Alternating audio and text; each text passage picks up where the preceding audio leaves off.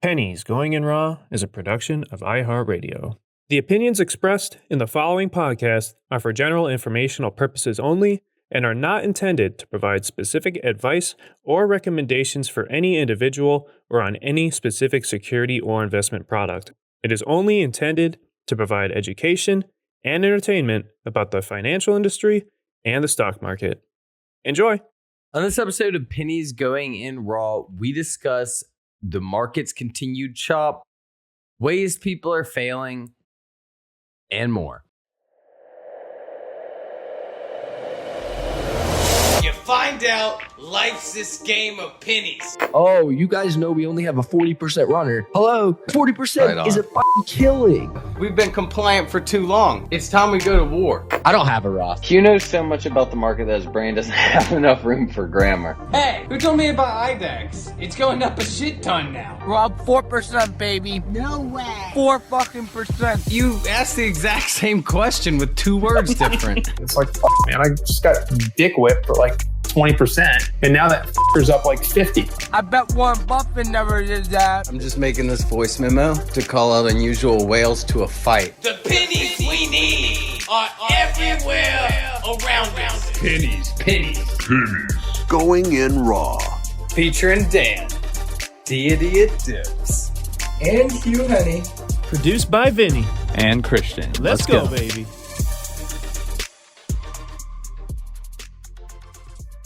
Welcome back to another episode of Pennies Going in Raw. Today is Wednesday, May the 18th, and we're still on this chop. We had a Powell talk today, not FOMC, but we're back at 408. Not exactly anything to be proud of, but it seems like it's the first start of a week where it's not exactly straight down, I guess. How long do you think you have to wait to make sure it's about to bounce? I mean, you see all this, and any bounce we've seen has just been fraudulent. But I mean, now you're looking at it. What exactly are you waiting for? Yeah, so the first thing is that the thing that was kind of beaten into my head when I first started was about how bear market rallies are the worst of its kind. Like when we're inside bull markets, and we have big moves up, and then typically, you'll have a move back down to support. Bear markets are completely different animals because the rallies can be absolutely remarkable on them. They can be a massive move to the upside through all resistance points and then right back down. And so I think that's kind of what we're seeing right now. You're seeing a lot of sideways action inside the market, but also, today, we're recording this at Tuesday at close. The market had like a 2% day, but that's because I think when we opened up, we were up 1.8%. So it really just kind of chopped all day. And so this is why I think like off of lows, like, why I have seen a lot of people who are like, listen, like SPY's up from 385, to 408, but I really haven't been able to capitalize. And I think a lot of that, like I said, has to do with this bear market rally, where it's just kind of like a quick, it kind of comes at you fast and you don't really get to capitalize on it. Now, that being said, the biggest thing with bear market rallies is being patient for the other side of the move. And like I said, is that I think that most of this comes down to, if we're going to see highs or not, comes down to the way that the Fed acts. And so if the Fed continues to be hawkish, then I think that more lows are in sight.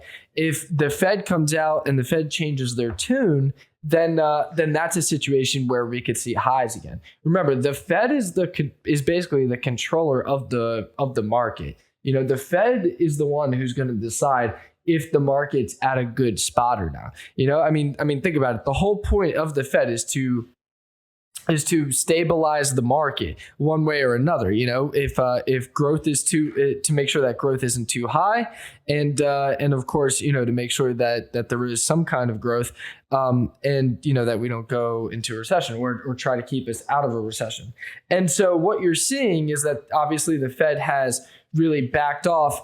And so I don't really see a point, obviously they have to lower inflation. So the biggest thing is going to be, as long as the Fed keeps their tune of wanting to lower inflation, which, of course they have to, I think that we're going to be in a situation where SPY is every rally is going to be a sell the pop rally.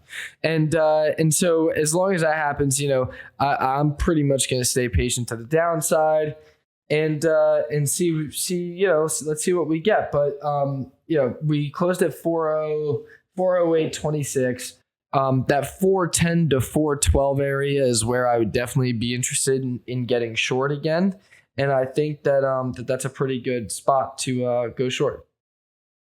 All right. Well, we're going to look at Bitcoin as well. We talked about it last week. And actually, one of our listeners actually messaged us on Twitter. They said, hey, I love the podcast. With all due respect, you guys do not understand Bitcoin on any level, saying that there are thousands of other cryptos, and the fact somehow decreases Bitcoin's value is like saying that since there are thousands of stocks, Apple isn't worth its market cap. Dude named Hunter Biggs. And we love, hearing everyone else's opinion and view. And we actually, we reached out and we asked for a little recording, and we would have his little dispute without having to have like a live podcast interview with him. We just got it. It's 15 minutes long. So we are going to do that one on Sunday's episode. So we can have a pretty crypto episode, and, we'll start recording that a little bit sooner. And if we have more questions, we'll, we have a crypto devil's advocate this time.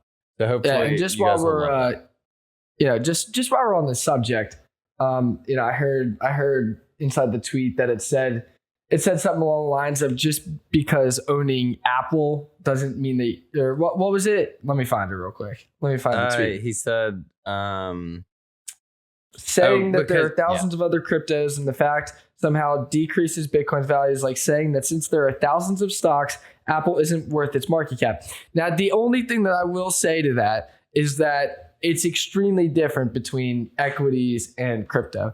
And I'll wait to listen to the voice recording, but just off of that statement alone, it's different because the value of Bitcoin or the speculation of value of Bitcoin is because there was only so many Bitcoins. But if I want crypto exposure, I can get crypto exposure. So it's kind of like you're not buying you're not buying Bitcoin because the value of Bitcoin, unless you can prove to me that Bitcoin's intrinsic value, or you can tell me what Bitcoin's intrinsic value is, and how to calculate it. And like I said, is that the original argument was that it was a hedge to inflation. It was a hedge to the overall market, to the dollar. Well, Bitcoin goes down with the dollar, and it goes down with the market. So how can that be used as an asset vehicle against the market? And so that's just like my first thoughts on it. Like I said, is that I don't think that you can really find the intrinsic value on it. If you want exposure to the whole point of it was supposed to be a supply and demand, that there was only so many Bitcoins inside the world. Well, if I wanted exposure to crypto, there's 18,000 different cryptos out there that I could buy. And the last thing, the whole point to crypto was that it was supposed to be a hedge to the market and hedge to inflation and used as an asset vehicle in that manner. And that's not necessarily the case anymore. But that's for Sunday. Yeah, we'll definitely dive into that a little more. So I was actually talking to a few other people, and these are people that were pretty successful traders, like over $1 million. And I was finding out a lot more than I expected were actually down to like below $500,000 and lost over 50% of their account, and got to a point where they're like, I can't lose anymore. I have to take out so much to a point where I'm only at 50K or 100K. And still not exactly having the best times. And when you're thinking about how people blow their account up, I think I kind of wanted to talk about like some of the main ones, and especially in a down market. I mean, it starts with like, the oversizing and everything, but I think when you dive more into it, it goes more into like greed. After people lose to a certain point, I mean, at what point do they say, hey, maybe it's time to chill out? I have plenty of money right now. I don't need to trade. But it says this thought process of, hey, I was making 2,000 a day, then 5,000 a day, then 10,000 a day. But it's like, what hubris, what crazy amount of hubris to think like making like $20,000 a day trading is like a reasonable thing. Yeah, that's pretty wild. That's pretty wild. I mean, 20,000 a day is insane. 2,000 a day is insane. And I think we talked about it a few times, but However, the biggest thing is going to be is that, we're not inside the same market as we were for 2 years. And I mean, we were conditioned for 2 years to like just buy the dip, buy the dip, buy the dip. I mean, literally buy any dip of anything. I mean, growth stocks. I mean, hell, we were buying offerings. I remember like that a certain great. like yeah, you know what I mean? Like we were buying, companies were diluting their stock at a 20% discount, and it was closing the day originally higher than before the offering, which is just wild to really think about. And so the way that I kind of looked at it was, take whatever your average gain was over the last 2 years and cut that down, cut that at 90% or cut that into a tenth. So if you're making 20,000, expect to make somewhere between 1,000 to 2,000. And the other thing is that not only was everybody making a lot of money, it was also like it felt like everybody's win rate was extremely high. Like it seemed like not many people were having that, a lot of red days, where I feel like most of the time in other markets, if you had 60-70% win rate, you were having a pretty good you had a pretty good batting record, so I think like that's another important thing, was like everybody was making obscene money and having very few red days. So that's going to be the biggest thing that I think that we've seen the difference. And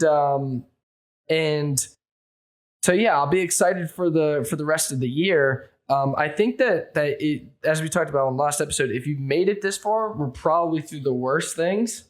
But I don't know. The summer is supposed to be May walk away. So I don't know. Only time will tell on the rest, huh?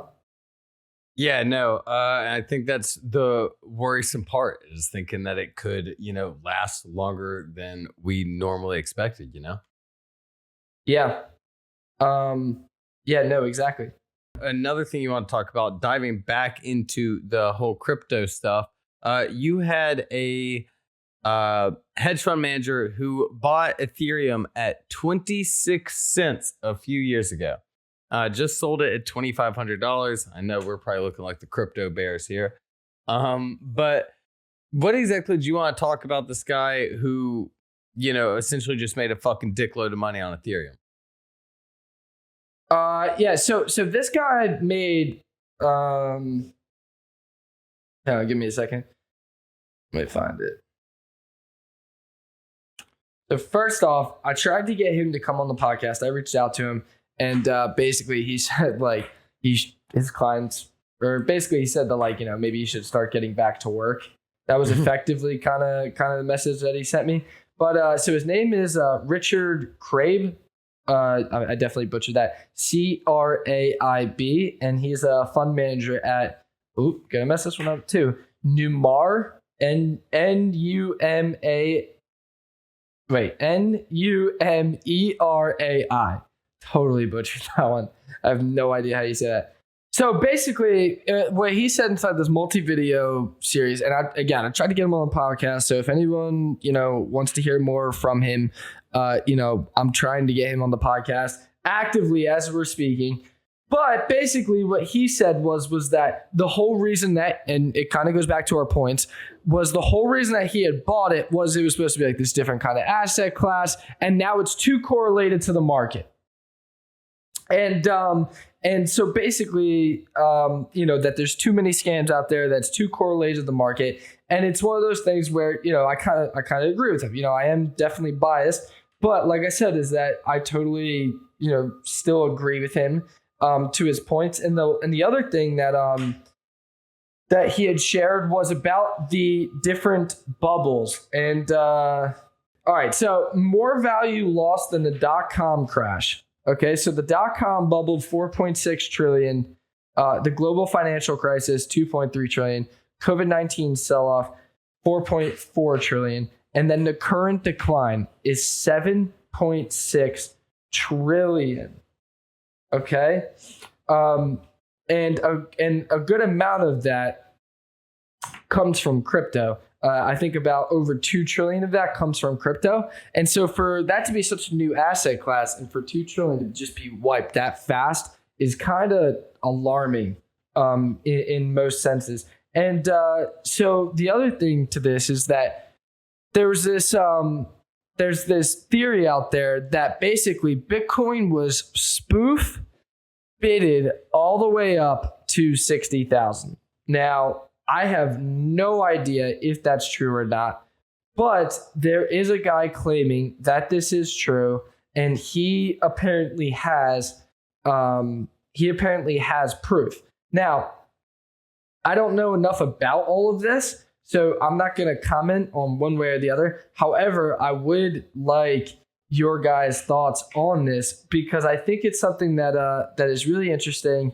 And if it is true, then effectively we've been shammed. Crypto is just a complete sham and just basically like a low float stock that a few people were able to manipulate. This guy's Twitter name is Hell's Pawn Crypto, and the data that he has. Or that he claims to have seems pretty legit, but again, I don't know if it is legit. But basically, he's calling out all the big crypto guys, saying that 98.1% cancellation rate for the spoofing orders. So if any of you guys don't know what spoofing is, you can look up on your free time, but as far as the stock market goes, you can get kicked off of your, there are fines as well, but you can get kicked off of your broker platform for spoofing. And so effectively it's just like, if you were to put in like a pretty big bid, that's so that algos step in, drive the price up, and then you just cancel it. So it's like artificially walking the price of the stock up. That's like spoofing. And so what this guy's claiming is that there's a 98.1% cancellation rate on these orders, effectively saying, if we got to put two together, 98%. Yeah, exactly. Just big bids, and most of them are just being canceled. And he said that this whole second run up from 28K to 69K was this big spoofing conspiracy. Then he goes on to talk about the order books and some pictures, and then he brings in the current administration that the second that Biden was elected, it went up to 65K and why it did this, and again, I'll let you guys all read it. It's like 20 tweets long, but it is pretty wild. And then yesterday it came out that the whales were allowed to sell out of Luna and other Terras before retail was. And that's just so fucked. That just reminds me of like AMC and GME from last year. That's just so fucked on so many levels. And again, retail is just holding the bag. And I know we're going to dive more into Bitcoin next week, but do you think this really affects anything on Bitcoin? It didn't really. If he's a little late to the fucking Bitcoin bear party, it's already down 60%. Yeah, but this guy's basically saying that the whole thing was a sham. he was also, and that this doesn't mean anything, obviously, but also all the guys that he's calling out, like Don Kwan or whoever the hell that guy is, the Luna guy, Don Kwan, and the FTX guy, they all did block him. And like I said, is that if his data can be backed up, I mean, it looks like it has some legitimacy to it. Again, I don't know enough about it. It's just something that I was reading about, and it's something that piqued my interest. And also, like I said, is that with the news that came out yesterday, about how the whales were able to cash out but not retail, it does shed a light on kind of like the shadiness of crypto and like us not knowing who the actual creators are. And then, again, I can't verify it, but if it's true that it had 98% cancellation on those orders, that's a pretty damn high number. Again, I don't have the research to say what it was before, but I mean, that's ridiculous. Yeah, I feel like there's a lot of research that he'd have to go through to prove that all those are fake, for years of it being like, hey, look at all these orders, look at all these cancellations. Does this guy just have that much fucking time on his hands or what? Yeah, literally. It's like 40 tweets long. And I mean, like I said, is that like half of it I didn't understand. I'm just... yeah, we're definitely going to need to provide a link to that tweet in the response.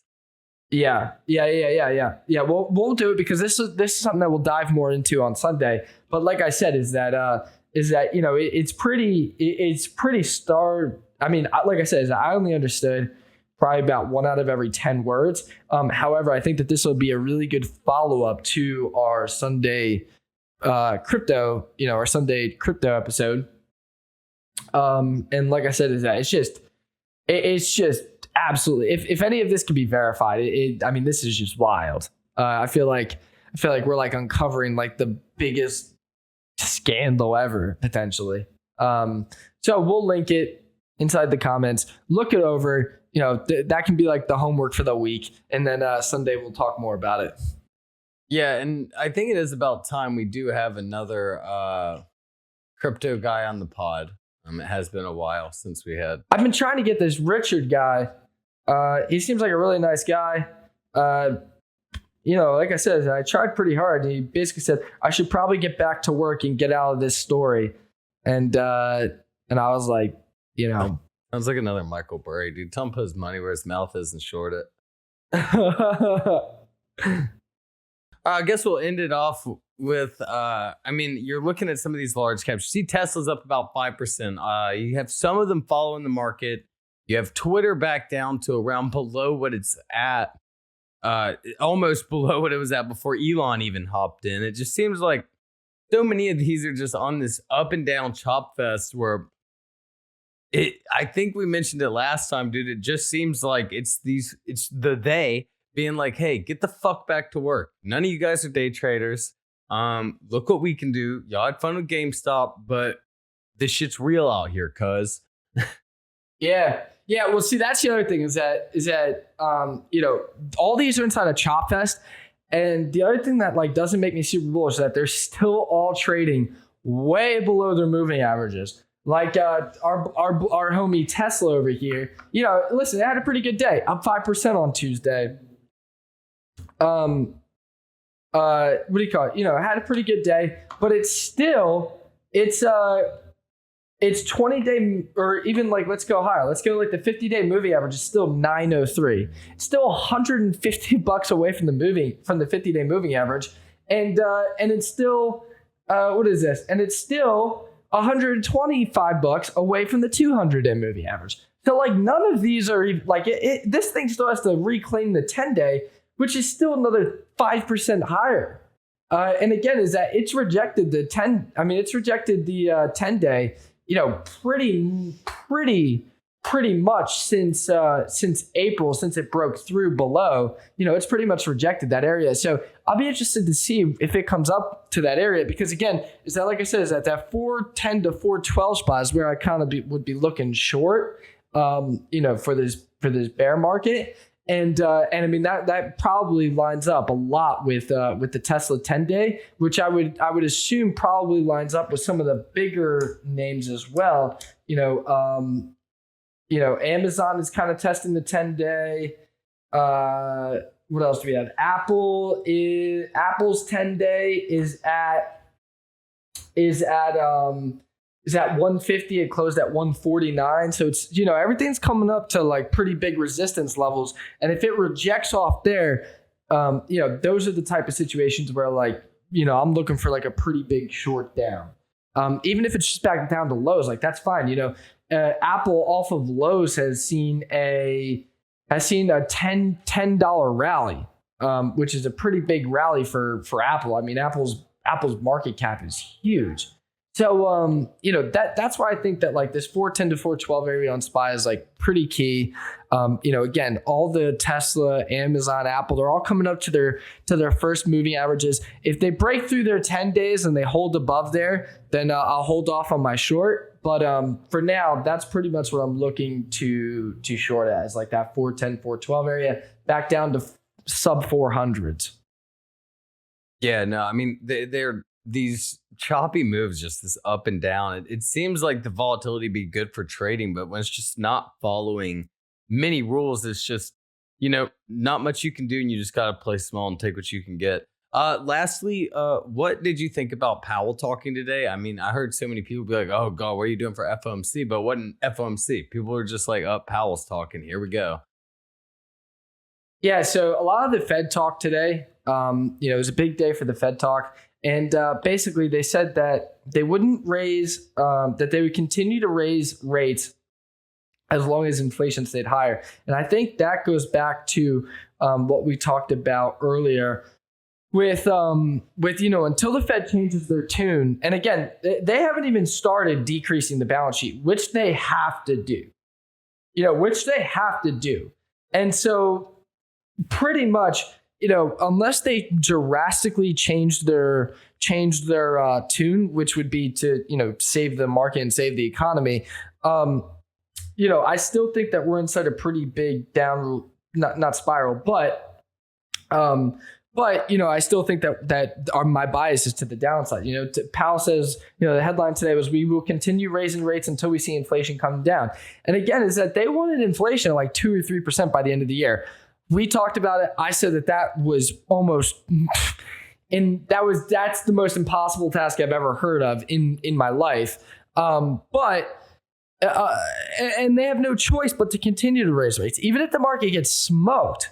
They're going to have to continue to raise rates because until inflation is probably below 6%, then it's like we can start talking about easing up a little. But until you show some vast improvement inside inflation, they have no choice here, even if the market gets smoked. So until they change that tune, I think every rally is just a bear market rally. And again, is that the biggest thing here is to note is that they haven't even started reducing the balance sheet. When they start to reduce the balance sheet, that's when you start to see, again, liquidity just coming onto the market. I mean, we're just going to see.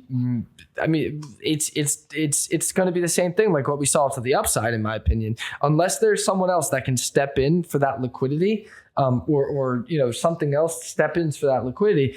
All of that is just going to be dumped onto the market. You know what I mean? So, like I said, is that the same way that they were able to take the market up and hold the market up? They were hoping that the Fed was hoping that they could hold up the market and hold up the economy by increasing the balance sheet. And then once COVID was over, the economy would stabilize a little bit, and everybody would go back to stabilization inside the economy. Then they could slowly reduce the balance sheet, etc. Well, inflation went through the roof. The economies didn't come back as strong as everybody thought, or I shouldn't even say that. I should just say not enough to hold up the market and hold up the economy to the extent that what they need to be able to start reducing the balance sheet. So again, is that until they start reducing the balance sheet and you see like real buyers step in, which again, I think it comes down to simple supply and demand. I don't think that there will be enough buyers to hold up, when they start reducing the balance sheet. And then on top of that, like we talked about, is that they have no choice. But until inflation is underneath that 6%, minimum 6%, I would honestly even closer to 5%. Will we see any kind of talk about not raising rates this quarter? All right. Well, I guess we'll have to wait and see on that. What do you think we'll be at on Friday for SPY? Or closer to 415 or 400? I think we may be closer to 415, but I don't think the pain's over. I'm going to say that we're going to be at, hang on 1 second, I'll tell you. I think we're going to be at, hang on, hold please. 402.50. Oh, wow. Okay, that's pretty right on it. So I guess we'll see 402.50 or my 415. You got the good guys and the bad guys. So we'll see where it goes, and we will see you all on Sunday. Bye.